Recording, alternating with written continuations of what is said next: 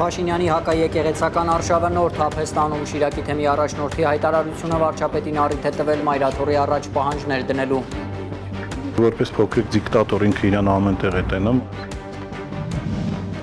Թուրքիայի ռազմական աջակցությամբ Ադրբեջանն իրականացրել է ոճրագործություն, արդյոք վեհապարի այս հայտարարությունն է Փաշինյանի նախաձեռնած արշավի պատճառը, ինչ է խոսել Գարեգին II Շվեյցարիայում։ Հանդիպումներից մեկի ժամանակ իմացա, թե ինչ է կատարվել ձեր երկրում։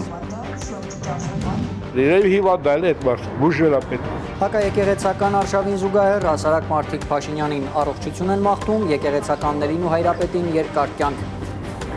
Իրանք շատ բան ունեն արածել մեր երկրի համար։ Արցախցիները միետ են դիմում օկուպացված Արցախում յուրացված գույքի ու մշակութային ժառանգության համար փոխհատուցում պահանջելով։ Ադրբեջանը պատասխանատու է եւ պարտավոր է համարժեք փոխհատուցում տրամադրելու։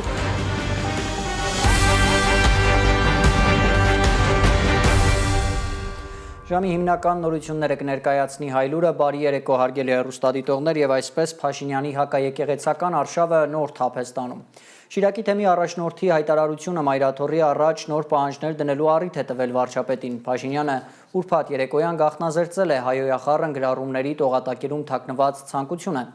Իրեն Հիսուս Քրիստոսի հետ համեմատած Նիկոլ Փաշինյանը ուզում է վճռորոշ ձայն ունենալ ամենայն հայոց կաթողիկոսի ընտրության հարցում։ Սա եկեղեցին փաստացի բռնազավթելու մտադրություն է անվանել 5 իրավապաշտպանների նախաձեռնությունը եւ Փաշինյանի սկսած արշավը որակել սահմանադրական կարգի տապալման նախապատրաստություն։ Ես դες պաշտոնապես ասում եմ, որ մեր եկեղեցիները չուլանացված են, չուլանացված։ Հինգշաբթի երեկոյան սկսված շատ աշխարհիկ վիրավորանքները Հայաստանի հոգևոր իշխանության հասցեին, ուրբաթ առավոտյան Չուլանի շրիշակից էլ ցած ընկան։ Սրբազան գնար շարունակիր քերուտ կնգան դոմփել, ինձ հետ ինչ գործ ունես։ Նույն օրը երեկոյան ախտորոշվեց շատերի մոտ սրտխառնոց առաջացնող բառապաշարի հարուցիչը։ Հայաստանի քաղաքական իշխանությունը ուզում է վճռորոշ ձայն ունենալ հոգևոր իշխանության առաջին դեմքի ամենայն հայոց կաթողիկոսի ընտրության հարցում։ Հայ առաքելական եկեղեցին բռնագրավելու խնդիր է դրվում։ Սահմանադրական կարգի տապալման նախապատրաստություն է անվանում Փաշինյանի ստատուսագրությունը 5 իրավապաշտպանների նախաձեռնությունը։ Որտեղ սահմանադրական կարգի հիմունքների մեջ է մտնում եկեղեցու անջատ լինելը պետությունից, չի կարող Հայաստանի Հանրապետությունը վճռական դեր ունենալ հայ առաքելական եկեղեցու նվիրապետի տվյալ դեպքում ամենայն հայոց կաթողիկոսի ընտրության հարցում չի կարող։ Մեր սահմանադրությունը դա թույլ չի տալիս։ Փաշինյանը գիտի, որ պետությունը պետք է զբաղվի իր գործով, եկեղեցին իր։ Պետությունը պետք է զբաղվի իր գործով, եկեղեցին պետք է զբաղվի իր գործով։ Բայց նա այդ մասին հիշում է հետպատերազմական փոթորկուն ժամանակներում, երբ ամենայն հայոց կաթողիկոսը հորդորում է իրեն վայր դնել վարչապետի լիազորությունները, կանխելու հասարակական ցնցումներն ու բախումները։ Կարող են նաև քաղաքական գործունեություն ծավալել, ոչ մի բան չի խանգարում, որ կուսակցություն ստեղծեն եւ այդ կուսակցության շրջանակներում նաև քաղաքական գործունեություն ծավալեն։ Իսկ հիմա այդ ժամանակները չեն։ Փաշինյանի հակաեկեղեցական զայրույթը պայթել է ինչպես ամպրոպը խաղաղ երկնքում։ Փորձում է գոնե ինչ-որ մի տեղից ինչ-որ մի բան կորզելով, որոշակի ձևով վերականգնի իր ռեյտինգը եւ անում է սխալի հետևից։ Փորձագետը կարծում է պետականության շղարշն է գցել վրայից Փաշինյանը վերջնականապես։ Վերադարձել է շրջանցյուր եւ դա այն Փաշինյանը, որին ով ճանաչել է Փաշինյանին մինչեւ 2018 թվական որպես ոչ պետական գործիչ, որպես դեղին մամուլի վառ ներկայացուցիչ։ Օդում կախված լուրերին հղում անելով եւ անուններ չտալով Նիկոլ Փաշինյանը մեղադրում է հոգեվորականներին կուսակրոնության ուխտը խախտելու համար։ Այդ պորրոդախոսներից թող որևիցե մեկը թող փորձի մի ամիս առանց կնոջ ադրել։ Միքայել Աճապահյանը ասում է, մեջբերում, այդ պորոտախոսներից որևէ մեկը թող փորձի մի ամիս առանց կնոջ ապրել, մեջբերման ավարտ։ Այս սրբապիղծները փաստորեն մեծ պահքնել չեն պահում։ Կուսակրոնության ուխտը խախտած բոլոր հոգևորականները պետք է հեռանան հոգևոր ծառայությունից, այլ տարբերակ չկա։ Նիկոլ Փաշինյանից ավելի հեռուն է գնում Աննա Հակոբյանը, նա մանկապղծության համար է մեղադրում հոգևորականներին։ Ուրեմն եթե ինքը տիրապետում է ինֆորմացիայի, որ որևիցե մի հոգևորական մանկապիղծ է եւ չի հայտնում, դա նշանակում է ինքը հանցագործ է։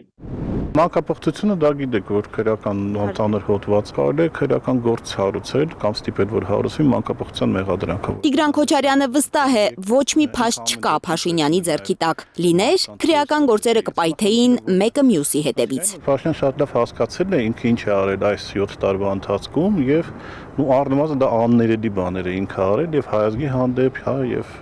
պետականության հանդեպ եւ իր միակ բանը հիմա դա մնալ իշխանությանը կամ ապահովագրել իրան անվտանգությունը։ Ինքը մոռացել է, որ ինքը վարչապետ է, պետական գործիչ է, կինն մոռացել է, որ ինքը վարչապետ է կինը եւ խոսում են իրենց առօրյական լեզվով, որով երևի իրենց տունն են խոսում։ Սուտ վկայություն միտուր 9-րդ պատվիրանն է։ Փորձագետը մի բան էլ է հիշեցնում, մահացու մեղքեր են, որ գրամոլությունը Այս գործը Իջևանի խոզա։ Շուշ նկարում է։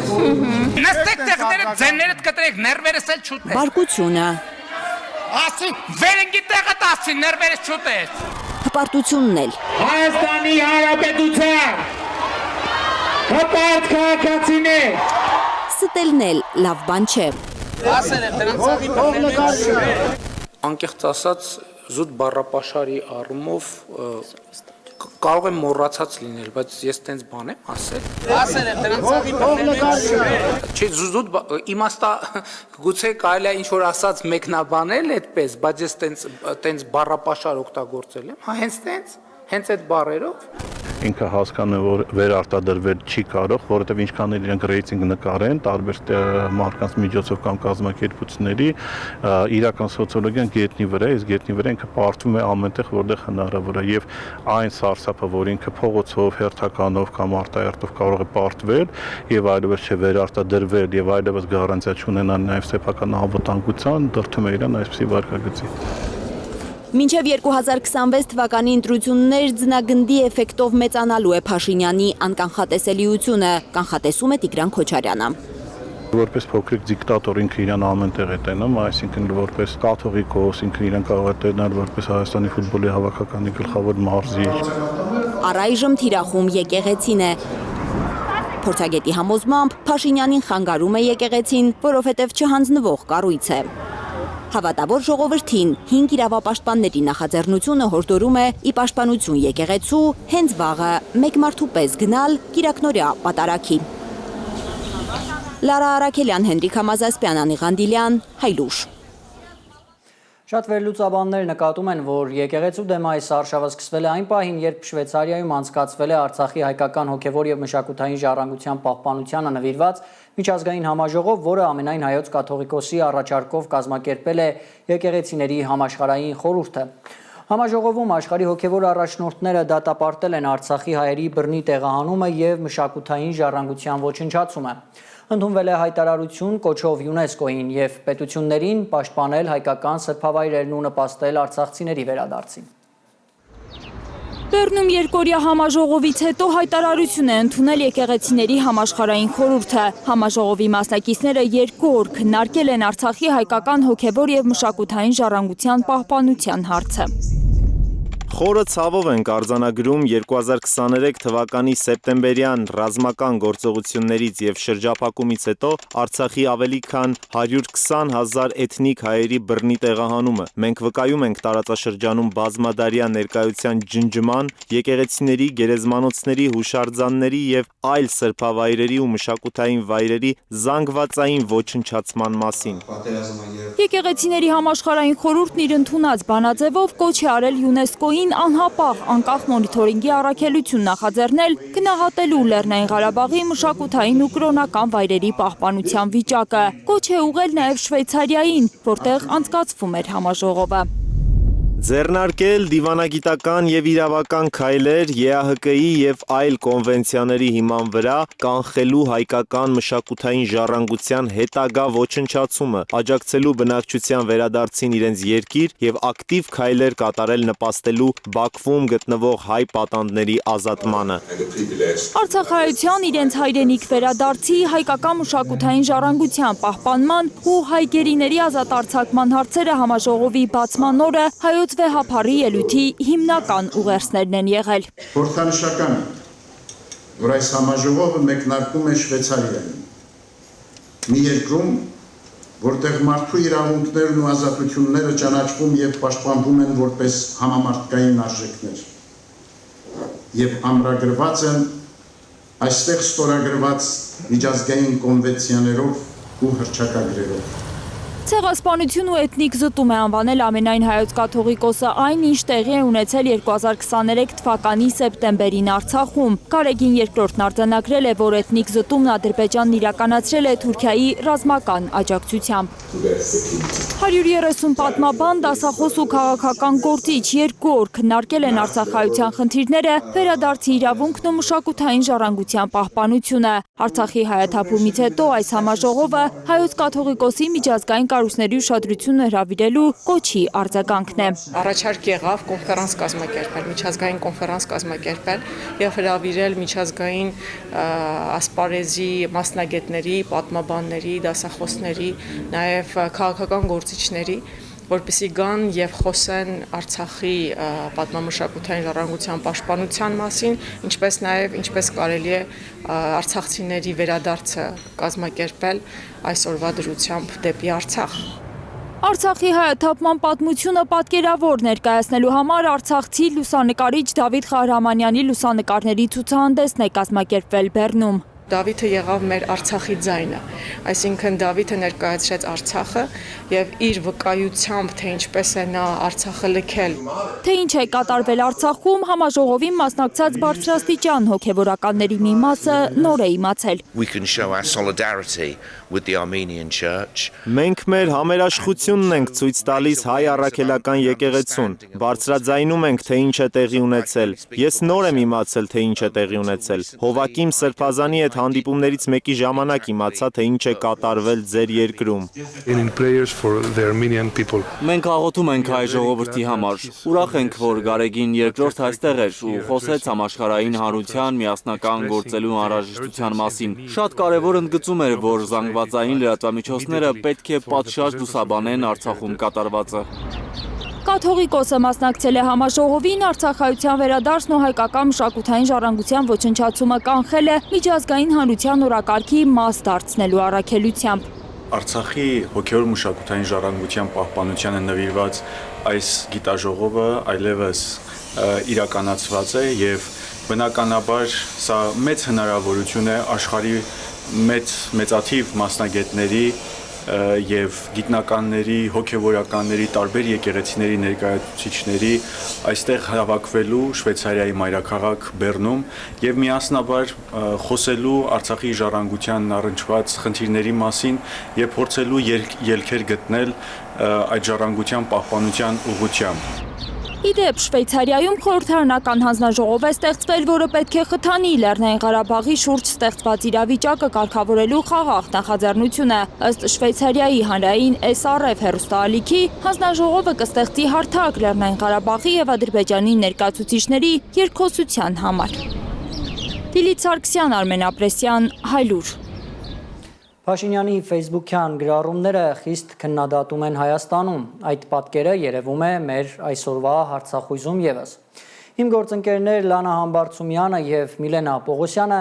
մոտ 90 երևանցու են խնդրել մեկնաբանել Փաշինյանի գրառումները։ Վարչապետին աջակցում են հարցմանը մասնակցած քաղաքացիներից երկուսը։ Մնացածը առողջություն են մաղթում Փաշինյանին, իսկ եկեղեցականներին ու հայոց հայրապետին երկար կյանք։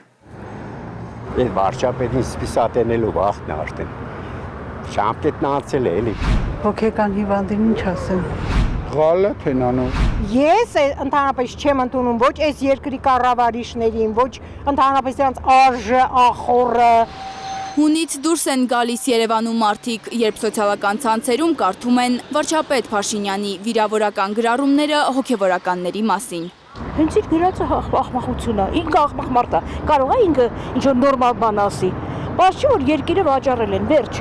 Երևի հիվանդ է այդ մարդը, բուժել է պետք։ Շատ վատ է, դա լավ ղեկավար չի, որ այդպեսի բաներ է արտահայտում։ Ազգային ժողովում խոսում է երեխաների դաստիարակությունից, էթիկայից, բայց իր բառապաշարը արդեն պարզանում է։ այդ մեր ազգին հարիր չի։ Եկեղեցին այդպես քննարկել ու այդ ձևի վատաբանով։ Իր այդ հիստերիկ պահվածքը իր բան, ես առաջ ասում եի անհարմար է դա վարչապետին, որ ինչ որ քննադատում են, ուրիշը լսում է եւ այլն, բայց գրում էի, որ իբր թե պաշտպանում էի, հետո զգացի, որ իրոք որ տեղում չի ինքը։ Դե պետք է խելք ունենա, մարդ ինքը խելք չունի։ Ինքը ունի խելք մենակ որպես աֆերիստ, բայց որպես ղեկավար ոչ մի խելք չունի։ Որպես մարդ, առաջերտին մարդը ինքը մարդ չի։ Իսկ երիտասարդները խոր ցավով են խոսում Փաշինյանի մասին։ Շատ ցավոտ է այդ ամեն ինչը տեսնելը, լսելը, որ երկրի առաջի դեմքը կարա նման ձև արտահայտվի, ընդ որում շատ քիչ առիթներին մասնակցելով հանրապես եկեղեցական տոներին, եկեղեցի չգալով ու իրան վերապահի նման բաներ ասելը։ Աստծո սպասավորներն են էլի մեր Հայաստանի Հանրապետության ու անկախ ամեն ինչից իրանք շատ բան ունեն արած էլի մեր երկրի համար, մեր անկախության համար, մեր պետության համար։ Թուրքական շահերն է սպասարկում Հայաստանի վարչապետը, համոզված են մարդիկ։ Ալիևի ծրագիրն է, որ լրի մեր պետական հիմքերը քանդեն։ Իրանց Լոնդոնն ու բանն է, Թուրքիան է ղեկավարում, իրանց փողերը ստանում են ու այս գործերը անում են։ Իսկ խել ժողովուրդը նստած սպասում թե ինչ պետք է լինի։ Մաղարիչ ու հարսանիք են անելու Նիկոլ Փաշինյանից ազատվելուն պես, ասում են զայրացած քաղաքացիները։ Մենք որ գնա վարչապետը այս երկրից կուրախանա բոլոր հայ ժողովուրդը։ Տանջում ենք ինչ մեր առաջնորդները ավելի լավ են եղել, քան թե ինքը։ Ուղղակի պետք է ուշադրության մատնել, արհամարել, սպասել, մինչև իրենց իսկական տեղը կգտնեն։ Թքողները գազանանոցում, անհրաժեշտ վանդակում, հոգեկան հիվանդները հոգեբուժարանում։ Հայաստանի Հանրապետությունը պետք է վճռորոշ ձայն ունենա ամենայն հայոց կաթողիկոսի ընտրության հարցում։ Կաթողիկոսի տեխնացուները պետք է անցնեն բարևարկության ստուգում։ Այս հարցը մեկընդմիշտ պետք է լուծել։ Ոնց որ ինքը իր խունտան է ընտրել, տենց էլ ինքը հոգևորականներին կընտրի անպայման։ Ժողովուրդը չի կարող ընտրել հոգևորական եւ վեհապար, որովհետեւ դա անում է եկեղեցին։ Ինքը ժողովուրդը չի ճանաչում հոգևորականներին, որ ինքը ընտրություն անի, դա եկեղեցում նեղ մասնագիտական տվյալներն է, որ դա ժողովուրդը չի կարող անել։ Ոչ քաղաքական գործիչ է, ոչ բիզնեսմեն է, ոչ էլ չեն կարա իրան ասենք ինքը լավն է թե վատն է։ Դի հոգևորականները իրանցով պետք է որոշեն ով է լավը։ Հայհոյախառն գրառումներով ու հոգևորականներին զրպարտելով են փորձում կրթել մարդկանց։ Ապշում են երևանցիները եւ վարչապետի ընտանիքին հրավիրում կրթվելու։ Չեն կրտում կեն։ Թող գան մենք իրանց կրթենք։ Լավ կլինի այդ կին ուշադրություն դարձնի իր հագուկապին, իր սանրվածքին։ Մոդայի կարող է լինել սանրվածքը, կարող է լինել հագուստը, թեկուզ կոշիկը, բայց կրթությունը պարտադիր է։ Կրթությունը անհրաժեշտ է։ Դե իրենց կրթած մարդկանց տեսնում ենք, էլի։ Իրենք մեզ չեն կարող կրթել, պետք է իրենք կիրթ լինի, որ իրանք մեզ կրթեն։ Հայլուրի հարցախույզին մասնակցած 9 տասնյակ քաղաքացիներից 2-ը ամեն դեպքում ոգևորված են Նիկոլ Փաշինյանի սկանդալային գրառումներով։ Ճիշտ է անում, շատ ճիշտ է անում։ Ճիշտ բառեր է օգտագործում սեփական։ Դե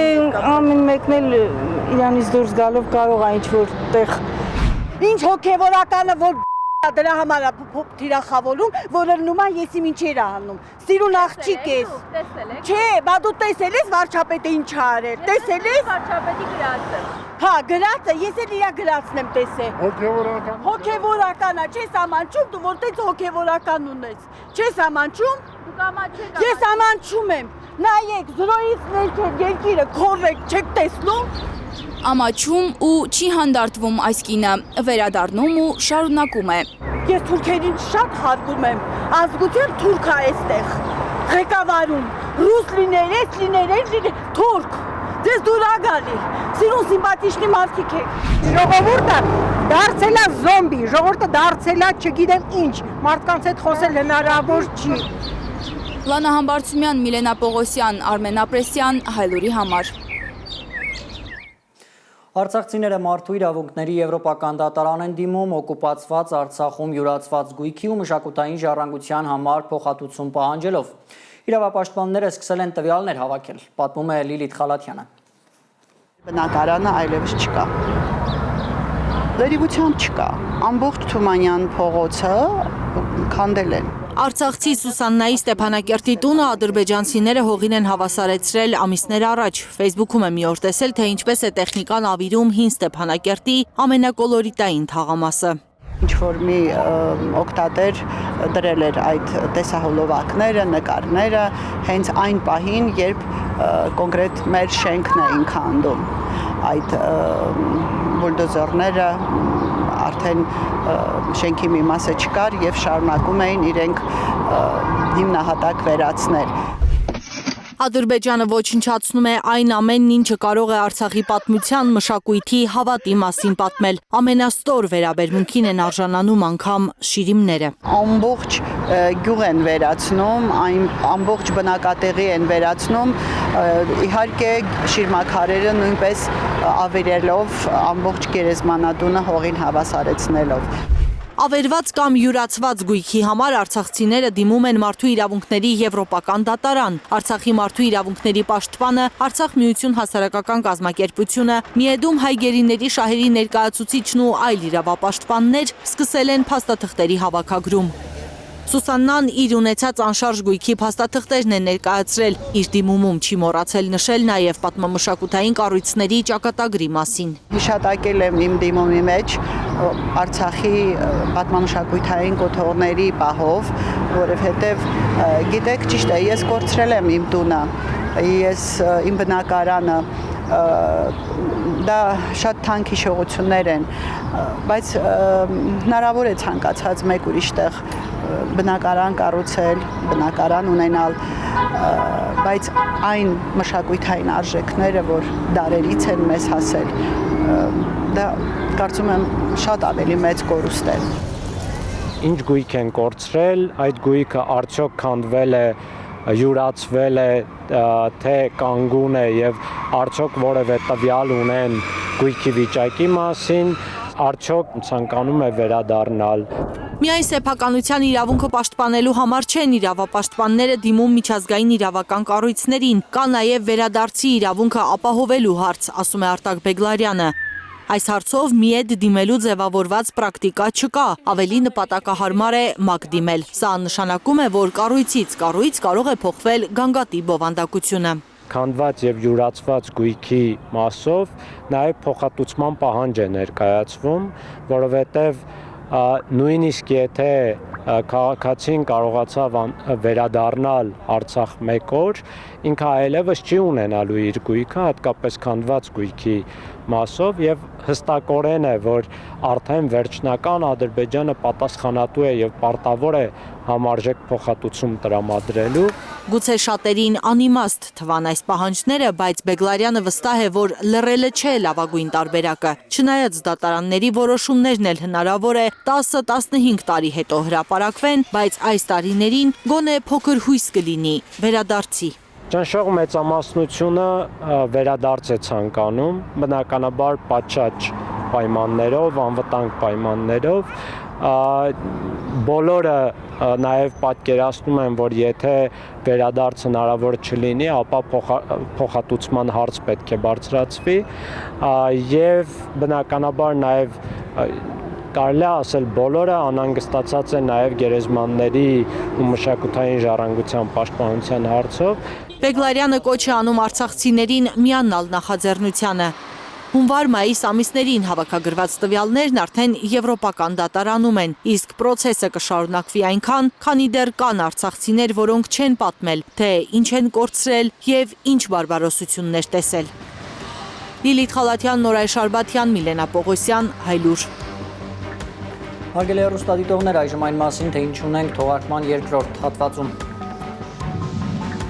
Խաղաղության բանակցությունների նախօրեին թեժանում է ռուս-ուկրաինական ճակատը, ռուսները բնակավայրեր են գրավել։ Ուզում եմ տեսնել այս պատերազմի ավարտը։ Իսրայելը ռազմական հաջողությունների մասին է հայտնում, Ցահալը սպանել է Հեզբոլլահի հրամանատարներից մեկին։ Էրդողանին երրորդ ժամկետով նախագահ առաջադրելու ձևը գտել են թուրքերը, ընդամենը 45 ձայն է պակասում։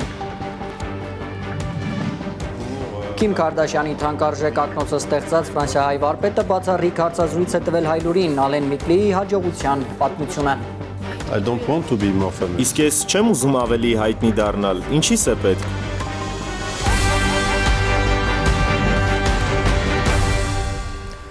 Ռուսները Սումիի և Դոնեցկի մարզերում երկու բնակավայրերի գրավման մասին են հայտնել, հայտնի է նաև տարանվող ուկրաինացիների մասին։ Թեժ մարտերը շարունակվում են նաև Խարկովում։ Ռազմաճակատում իրավիճակի կտրուկ սրումը նախորդում է հունիսի 2-ին Ստամբուլում կայանալիք ռուս-ուկրաինական բանակցություններին։ Միանգամից երկու բնակավայր են գրավել ռուսները, մեկը Սումիի, մյուսը Դոնեցկի մարզում։ Տեսանյութում երևում է ինչպես են ռուսները Սումիի մարզի Վոդոլագի բնակավայրից ու Դոնեցկի Նովոպոլի գյուղից հանել ուկրաինական զորքին։ Կադրերը հենց այդտեղից է հրապարակել Ռուսաստանի պաշտպանության նախարարությունը։ Անդադար ռմբակոծությունների ֆոնին Սումիի իշխանությունները հայտարարել են 11 գյուղի տարհանման մասին։ Նշվում է, որ բնակչության գլխին անդադար մահվան սպառնալիք է կախված։ Անցած շաբաթ Ուկրաինայի նախագահ Վլադիմիր Զելենսկին պնդում էր, որ ռուսները սահմանամերձ այդ տարածքներում ավելի քան 50,000 զինվոր են տեղակայել մասշտաբային հարձակման համար։ Ռուսների առաջխաղացումը շարունակվում է նաև Խարկովի մարզում։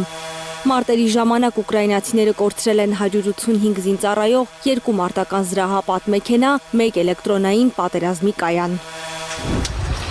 Այս գիշեր ուկրաինացիներն էլ անօդաչուներով գրոհել են Կուրսկի մարզի ուղղությամբ։ Ռիլսկի եւ Լգովի շրջաններում վնասվել են բնակարաններ։ Շուրջ 2 տասնյակ զոհի մասին է հայտնում մարզի նահանգապետը։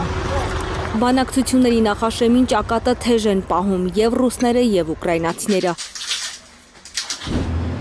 Ամենաշատը Միացյալ Նահանգների նախագահին է բարկացնում ռազմական գոտու թեժ իրավիճակը ռուս-ուկրաինական բանակցություններից ընդամենը 2 օր առաջ։ Նա համառ առաջնորդներ է անվանել Զելենսկիին ու Պուտինին։ Եվ Պուտինը, եւ Զելենսկին շատ համառ են։ Ես Պուտինին շատ լավ եմ ճանաչում եւ նրա հետ շատ բաների միջով եմ անցել։ Ուզում եմ տեսնել այս պատերազմի ավարտը։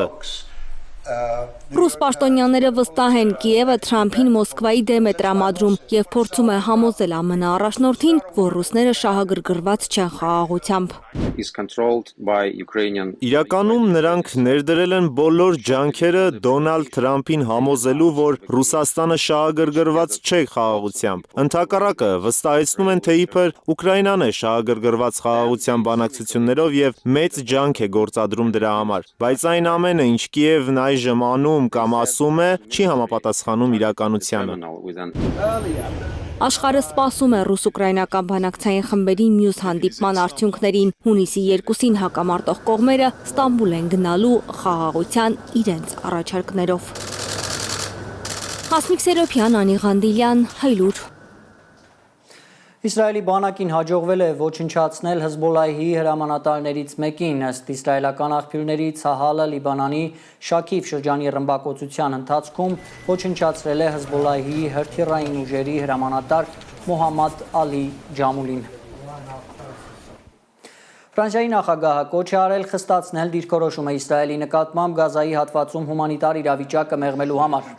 Այսօր շատ ակնհայտ է, որ մենք չենք կարող թույլ տալ, որ իրավիճակը շարունակվի, ասել է Մակրոնը Սինգապուրում։ Ելիսեյան պալատի ղեկավարը շեշտել է, այժմ ամեն ինչ կախված է Իսրայելի կառավարության որոշումներից։ Մակրոնի խոսքով առաջնահերթությունը ջրի, սննդի եւ դեղորայքի բաշխումը, ինչպես նաեւ վիրավորներին այնտեղից դուրս բերելու հրատապությունը։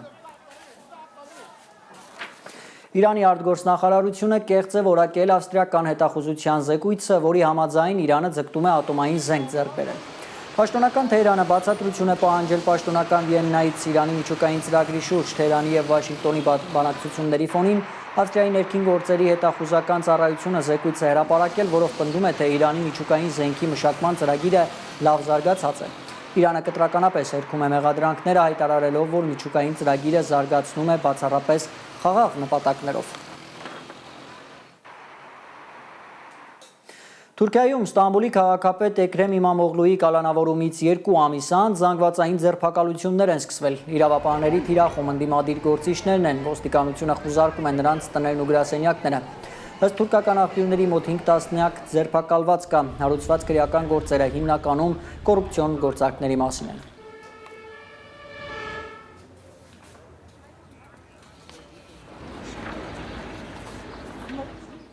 Այս ֆոնին թուրքական խորհրդարանի մեծամասնությունը որոշել է արտահերթ ընտրություններ պահանջել ու Էրդողանին երրորդ ժամկետով նախագահի թեկնածու առաջադրել։ Ըստ Թուրքիայում գործող օրենքի Էրդողանը երկրորդ ժամկետից հետո ինքնուրույն չի կարող առաջադրվել նախագահի թեկնածու, բայց եթե երկիրը գնա արտահերթ ընտրությունների, Էրդողանի առաջադրումը հնարավոր կլինի։ Դրա համար Մեջլիսի падգամավորներից 360-ից ձայնն է անհրաժեշտ։ Էրդողանի թիմին այս պահին 45 ձայն է պակասում։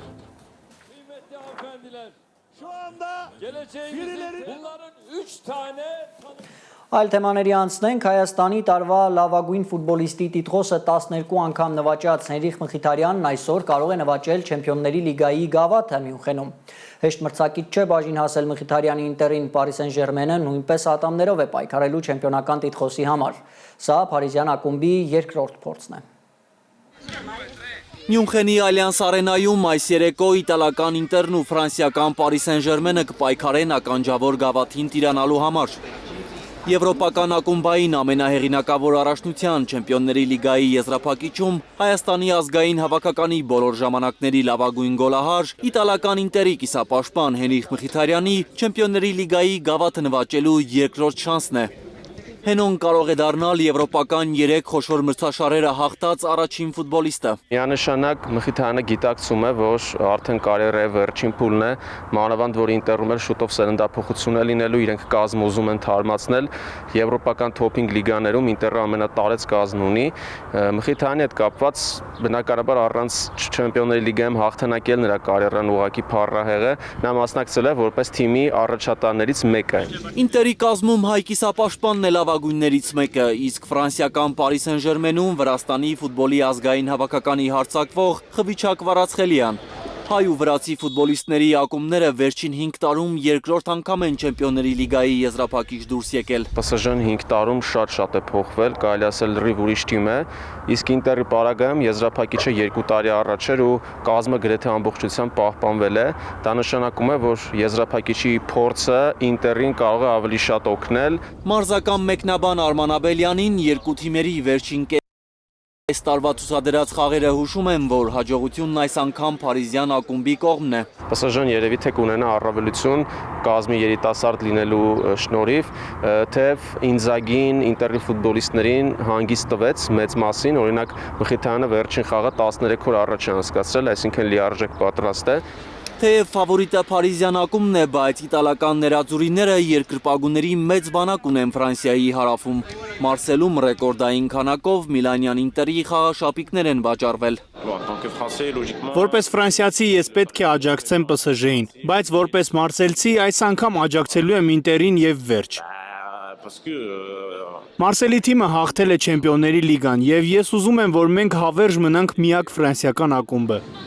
Մարսելի Օլիմպիկի ու Պարի Սեն-Ժերմենի մրցավազքը ավելի քան 4 տասնամյակի պատմություն ունի։ 1980-ականների սկզբից Պարի Սեն-Ժերմենը Օլիմպիկի ամենավոխերին մրցակիցն է։ Դա ավելի ցայտուն է, երբ Պարի Սեն-Ժերմենը այլ երկրի ակումբի դեմ է մրցում։ Մենք կաջակցենք ցանկացած թիմի, որ կմրցի Պարի Սեն-Ժերմենի դեմ, լինի դա Ինտերը, Յուվենտուսը, Ռեալ Մադրիդը թե Բարսելոնան։ Մենք կերկրպագենք ՊՍԺ-ի դեմ խաղացողին։ Սա Մարսելի միակ սպորտային խանութն է, որտեղ վաճառվում է Ինտերի կապույտ ու սև գծերով մարզաշապիկը։ Մի քանի օրում ամիսներով պահեստավորված մարզաշապիկները սպառվել են։ Չենք պատրաստվում դրանք թաքցնել, մենք ամեն ինչ արել ենք, որ ցուցադրենք ու առաջարկենք ՊՍԺ-ի մարզաշապիկների այլընտրանքը։ Ֆուտբոլային խելագար երեկոն տոն կդառնա Մարսելում, եթե Պարի Սեն-Ժերմենը պարտվի միլանյան թիմին։ Ինտերի հաղթանակը կուրախացնի նաև հայ երկրպագուներին։ Էդգար Գուշչյան, Նորայր Շարբաթյան, Այլուր։ Եվ մինչ փարիզյան ակումբի որոշ երկրպագուներ չեն թաքցնում, որ սպասում են Հենրիխ Մխիթարյանի չեմպիոնությանը Մյունխենում, գերմանական Լայպցիգում մեր մյուս տղան է չեմպիոն հռչակվել։ Մաննամարզիկ Արտուր Դավթյանը այսօր սպորտային մաննամարզության Եվրոպայի մեծահասակների առաջնության չեմպիոն է դարձել։ Հայաստանի մաննամարզության ֆեդերացիան հրապարակել է Եվրոպայի նորընծա չեմպիոն Արտուր Դավթյանի պարգևատրման արարողության կադրերը։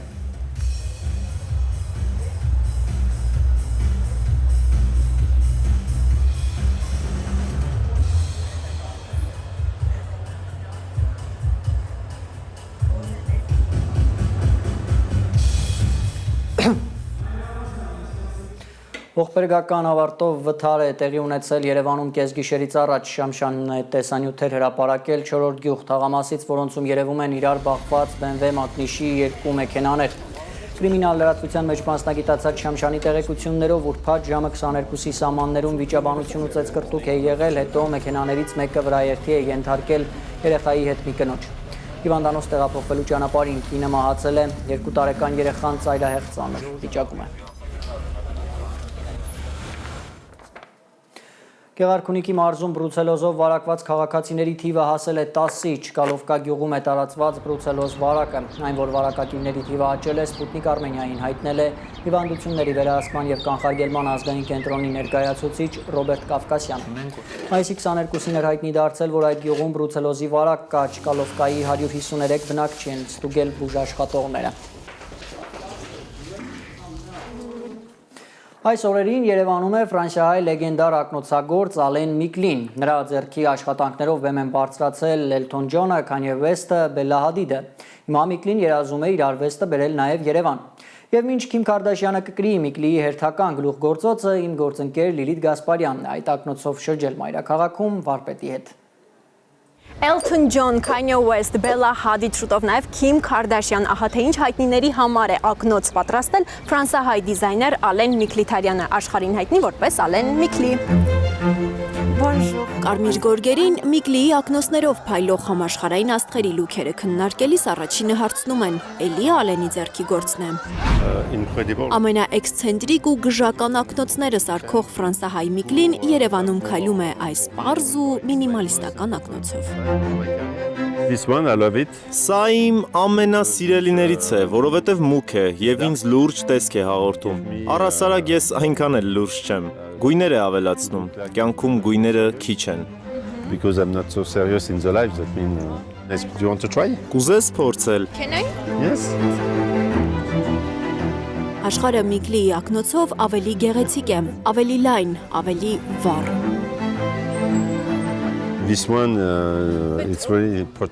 Սա արևից շատ լավ է պաշտպանում, քեզ համար մի քիչ մեծ է, բայց ձևը սազում է քեզ։ Իդեպ, եթե արևը շատ ուժեղ է, պետք է հենց մեծ ակնոց ընտրել։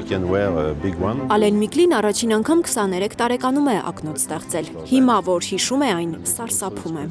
Նույնիսկ նկար չեմ պահել դրանից։ Առաջին գործը առաջին համբույրի պես է։ Երբ մեծանում ես ու հիշում, ասում ես սարսափելի էր, բայց երկրորդը, երրորդը հաստատ ավելի լավն են լինում։ Այսօր Փարիզի իր ստուդիաներում վաճառվում է մոտ 200 տեսակի ինքնատիպ ակնոց։ Իդեպ մյուս տարի ուզում է Երևանում էլ խանութ բացել, չնայած երբեք հայ հաճախորդ չի ունեցել։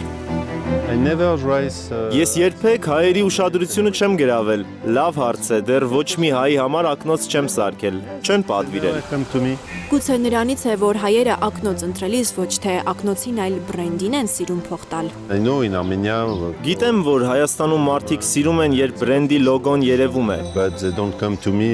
Բայց ինձ մոտ բրենդի համար չեն գալիս։ Բրենդի հետևից գնացողներն ընտրում են Versace, Chanel, Dolce Gabbana եւ այլ խոշոր բրենդներ։ Հիմնականում այդ մարդիկ ակնոցը կրում են ցուցադրելու համար։ Իր ստեղծած ակնոցներից ոչ մեկի վրա չես կարող տեսնել բրենդի անունը, միայն ներսում է գրված շատ փոքր։ Ես հաճույքով եմ անում դիզայնը, բայց չեմ սիրում, երբ բրենդի անունը երևում է, ինչպես օրինակ Chanel-ինն է, Dior-ինը։ Այ տեսեք, միայն ներսի հատվածում կա, այնն էլ աննշան։ Պետք է փնտրես, որ տեսնես։ Բայց եթե ձեր անունը ավելի խոշոր գրեք, ավելի հայտնի կդառնաք։ Իսկ ես չեմ ուզում ավելի հայտնի դառնալ, ինչի՞ս է պետք։ Ալեն Միկլիի հավաքածուից ակնոց ընտրողը պարզապես աքսեսուար չի ընտրում, այլ որակ, ոճ, հարմարավետություն։ Սա հասկանում ենք, երբ Միկլին բացատրում է մեկ ակնոցի ստեղծման ընթացքը։ Մենք օգտագործում ենք ցելյուլոզի ացետատ, դա պլաստիկի տեսակ է, փայտից եւ բամբակից։ Օգտագործում եմ նաև մետաղական տիտան, քանի որ այն շատ պինդ է եւ հակաալերգիկ։ 3D տպագրություն ենք անում։ Երբեմն շրջանակներն իրարից տարբեր ենք սարքում, լրիվ տարբեր նյութերով, կախված պատվիրատուի անհատականությունից։ Մենք նորաձևության մեջ որևէ սահմանափակում չունենք։ Հիմա երբ փողոցում քայլում ենք, շատերի ակնոցներն են նյարդերին ազդում։ Մեկինը կոպիտ է, մյուսինը ընդհանրապես չի նստում դեմքին։ Զայրանում եմ, երբ տեսնում եմ, որ շրջանակը կապ չունի այդ մարդու դեմքի, հայացքի, քայլվածքի հետ։ Ախր պետք է հաշվի առնել մարդու անհատականությունը։ Յուրաքանչյուրը պետք է իրեն համապատասխան ակնոց ընտրի, լինի շատ պարզ, էլեգանտ, թե գունեղ։ Պատվիրատուի համար ակնոց սարքելիս Միքլին արտաքին տվյալները ուսումնասիրելուց բացի փորձում է մտերմանալ հաճախորդի հետ, ճանաչել նրան, որպեսզի ակնոցը խոսի նաև նրա բնավորության հետ։ Ես պետք է իմանամ, ինչպես է մարդը ապրում, ինչով է զբաղվում, ակնոցը զվարճանքի համար է ուզում, թե որևէ միջոցառման համար, օպտիկական խնդիր ունի, թե ոչ։ Եթե օպտիկական խնդիր ունի, պատասխանատվությունն ավելի մեծ է, չէ որ ակնոց չէ, աչքեր է նվիրելու։ Շատ մարդիկ տեսողական խնդիր ունեն, բայց կաշկանդվում են ակնոց դնել, որովհետև չեն գտնում իրենց դեմքին, իրենց աչքերին ու դիմագծերին համապատասխան ակնոց։ Շատ քիչ խանութներ կան, որտեղ օգնում են ճիշտ ընտրություն անել։ Ակնոցը պետք է տեղավորվի քթի վրա ճիշտ։ Եթե այն հանելուց հետո քթի վրա կարմիր նշան է մնում, ուրեմն սխալ ակնոց է ընտրվել։ Ակնոցի գինը սահմանվում է ըստ օգտագործած նյութերի ու ժամանակի։ Ալեն Միքլի ապրանքանիշի ակնոցներից յուրաքանչյուրը 6-ից 10 ամսում է պատրաստվում։ Ինչ եք կարծում, ինչ արժե Սվարովսկի քարերով այս ակնոցը։ Շուկայի ամենաթանկ ապրանքանիշերից մեկն է իմ ընկերությունը։ Մեր ակնոցներում ամեն դետալ մտածված է։ Դրա համար հիմնականում գները սկսվում են 4000-6000 եվրոից։ Մեր վաճառած ամենաթանկ ակնոցը 200,000 եվրո արժե։ Աշխարհահռչակ ակնոցագործը մեծ բաների մասին այլևս չի երազում։ Ասում է, վարպետությունը երիտասարդներին փոխանցելու ժամանակն է։ Հիմա կարիերայիս գրեթե ավարտին եմ։ Ժամանակ չկա անցյալին նայելու, ապագայի մասին մտածելու։ Իմ տարիքում պետք է միայն փոքր երազանքներ ունենալ։ Որ երիտասարդները իրպես մեծ կրքով ստեղծեն ակնոցները։ Սա է 70-ամյա ֆրանսահայ Ալեն Միքլիի փոքր երազանքը։ Լիլիթ Գասպարյան, Նորայր Շարբաթյան եւ Հարություն Մաթևոսյան, Հայլուր։ Եվ վերջում արդեն երկրորդ օրն է Դալմա Գարդեն մոլում ընթանում է երեխաների պաշտպանության օրվան նվիրված երրորդյա փառատոնը։ Դալմայում երեխաների համար բազմաթիվ խաղեր, մրցույթներ ու անակնկալներ կան։ Ծնողների համար նույնպես անակնկալներ ունի Դալմա Գարդեն մոլը, մինչ փոքրիկները զվարճանում են, մեծերը կարող են օգտվել զեղչերից ու խաղարկությունների մասնակցել։ Այս քաղաքում մարդիկ շատ դանդաղաշարժ են։ Հեքիաթները իրականություն են դառնում Դալմայում։ Երեխաների պաշտպանության օրվա կապակցությամբ մայիսի 30-ից հունիսի 1-ը Դալմայում երրորդյա մեծ փառատոն է, ուր ստեղծված է ամեն ինչ փոքրիկների օրը լուսավորելու համար։ Ուզում էի դառնալ խաղարար, բայց մայրիկս ասում է բժիշկ։ Բայց ես ուզում եմ համոզեմ։ Այս օրերին Դալմայի յուրաքանչյուր անկյուն վերածվել է մի մուլտիպլիկացիոն տարածքի, հագեցած ժամանցային տաղավարներով, կրթական ու մշակութային ծրագրերով։ Մանուկները կարող են իրենց ուժերը փորձել արվեստի, սպորտի, նկարչության կամ կավագործության մրցույթներում։ Մենք պլանավորում ենք մի քանի օր տոնել, ոչ մեկ օրով բավարարվել։ Այսօր Դալմա մոլում կար միջոցառում, օրինակ թատրոն, մանկական թատրոն, բեբուկի ներկայացումները սիրում ենք։ Սիրում է հերոսներ, չէ՞։ Հերոսների համար ենք նաև եկել։ Եկել նկարել։ Նկարել։ Փառատոնի առաջին օրը մայիսի 30-ը մեկնարկեց Բեբուկ շարժական թատրոնի տիկնիկային ներկայացմամբ։ Երեխաները խաղալով ծանոթացան ճանապարհատրանսպորտային ուսուցողական կանոններին ու սովորեցին պահպանել անվտանգությունը։ Ես կապույտ նապաստակն եմ, իսկ ես նարնջագույն աղվեսը։ Իսկ եթե ձեր անունները իրականում։ Ես Մերին եմ, իսկ ես Անին։ Փոքրիկները ոգևորված խաղում են, անհոգ ժպտում ու թռչկոտում, իսկ ծնողներն ուրախ են, ասում են, երեխաների երազելու եւ հրճվելու մի նոր անկյուն է ստեղծվել։ Ինչ երազանքներ ունեք։ Քննեմ Փարիզ։ Ես ուզում եմ, որ իմ ծնողները միշտ իմ հետ լինեն։ Այսինչ լավ է հեջան, գարուն է գարուն։ Այսինչ լավ է հեջան, գարուն է գարուն։ Իսկ ինչ կմաղթես բոլոր մանուկներին Հայաստանին։ Ուրախություն, երջանկություն, երկար կյանք։ Հագեցած ծրագիրը ոչ միայն մանուկներին է նոր անակնկալներ խոստանում, այլև մեծերին։ Մանկական ժամանցին զուգահեռ ծնողները կարող են օգտվել Դալմայի մանկական տեսական ու զեղչերից, մասնակցել խաղարկությանը եւ շահել հարյուրավոր մրցանակներից մեկը։ Զարու Իսահակյան, Նորայ Շարբաթյան եւ Հարություն Մաթևոսյան, Հայլուր։ Հարգելի հեռուստադիտողներ, շնորհակալություն ուշադրության համար, կհանդիպենք։